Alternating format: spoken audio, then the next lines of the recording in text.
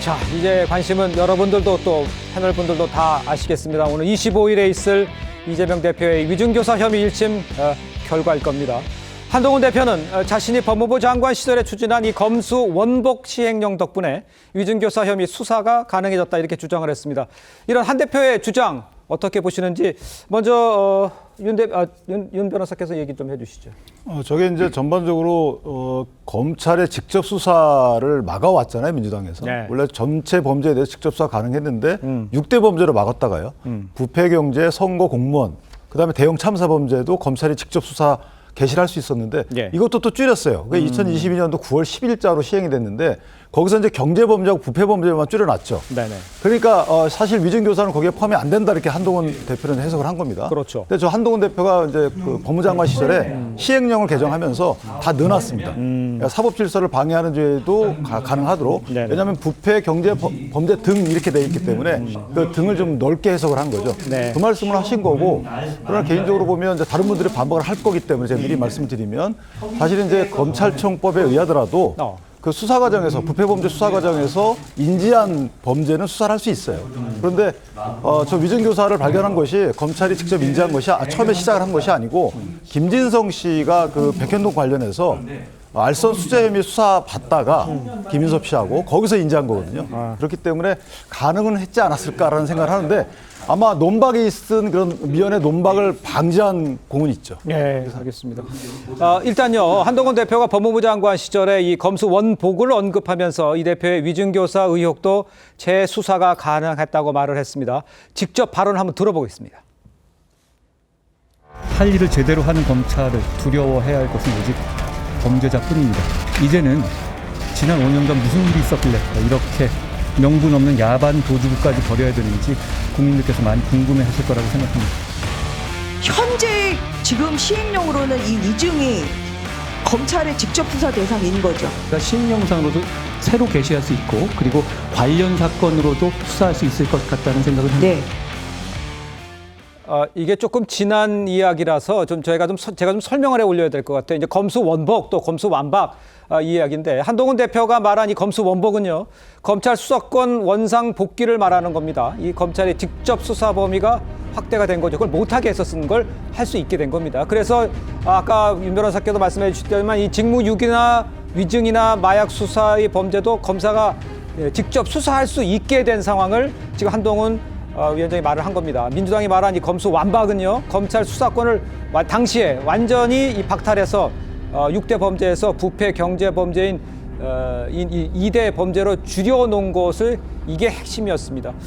자, 지금 이걸 다시 언급한 것은 무슨 의미라고 보십니까? 근데 저는 아직 1심밖에 이재명 대표의 결과가 안 나왔지만 네. 한동훈 대표의 자화자찬이라고 생각을 해요. 그렇습니까? 쉽게 말해서 본인이 법무부 장관 할 때 시행령을 고쳤다는 거 아닙니까? 그래서 검사가 수사할 수 있는 것이고 그 결과로서 이번 1심 결과가 만족스러운 결과가 나왔다는 거잖아요. 그걸 잘 준비한 네. 법무부 직원을 칭찬한 건 그런데 아니고요. 그렇게 따지면 대한민국에서 경찰은 안 된다는 겁니까?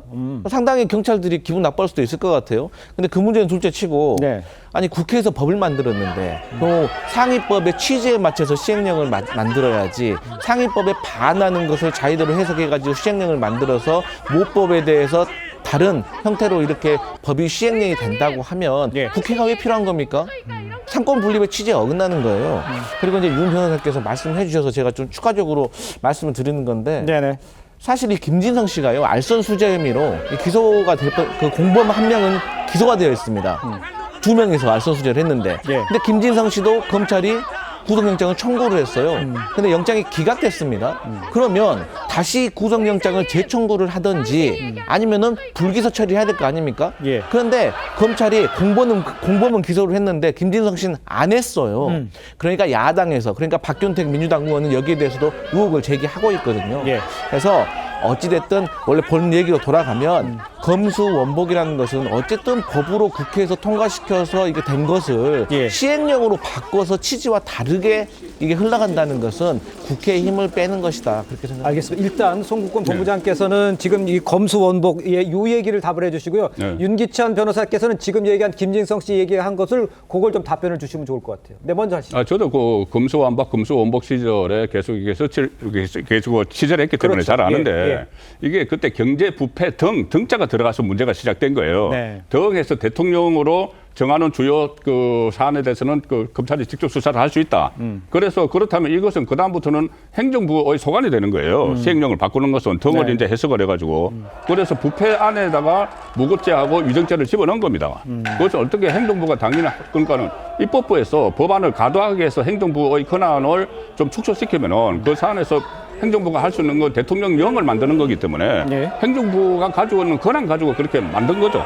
그렇게 만든 것이고 지금 한동훈 대표가 이 부분을 다시 강조를 하는 것은 한동훈 대표가 위정교사는 중재를 받을 수밖에 없는 사안이라는 걸 길게 이야기를 했고 예. 또 심지어 법정 구속 가능성까지 이야기를 했지 않습니까? 예. 그 전에 뭐 체포동의안이 이미 그 작년 9월에 통과가 됐기 때문에 체포동의안 없이도 법정 구속을 할 수 있다는 이야기까지 했습니다. 이 이야기는 뭐냐면은 예. 한동훈 대표가 지금 이재명 대표의 사법 위기가 현실화되면서 굉장히 위중하게 본다는 거죠. 위중하게 보고 반드시 이게 법원에서 올바른 판단을 해서 이 논란 오랫동안 이 좀 혼란스러운 이 논란을 종식시켜야 된다는 것을 그 전부터 계속 이야기를 해왔어요. 예. 15일 이후에는 전국이 달라질 것이라는 이야기를 계속 하지 않습니까? 네. 그 차원에서 1심에서 이재명 대표 야당 대표가 중형이 선고가 되니까 그 부분에 대해서 이제 하나씩 정리를 해나가는 과정이라고 보입니다. 알겠습니다. 윤기찬 부위원장님. 근데 사실 저 부분은 검찰이 저 부분을 봐주기 수사했다고 보기에는 아직 어려운 것이요. 김진석 씨의 가담 정도가 약간 달라요. 김인섭 씨 관련돼서는. 그래서 그 가담 정도에 대해서 대법원까지 확정 판결이 나게 되면 김인섭 씨가 지금 5년형 항소심 판결까지 났단 말이에요. 네. 그 뒤에 이제 그 김진석 씨에 대해서 처리 문제가 아마 결론이 날 것 같고 이 부분은 배소연 씨의 공직선거법 저 식사비 대준 거 있잖아요. 예. 그 배소연 씨가 확정된 뒤에 그다음에 김미경 씨 기소했잖아요. 그러니까 공범이 기소가 되면 어차피 공소시효는 정지가 되기 때문에 검찰 입장에서 보면 김미경 씨와 배소연 씨의 이런 사건 진행 형태가 유사하다. 저 일단 이렇게 이해하시면 될 것 같습니다. 알겠습니다.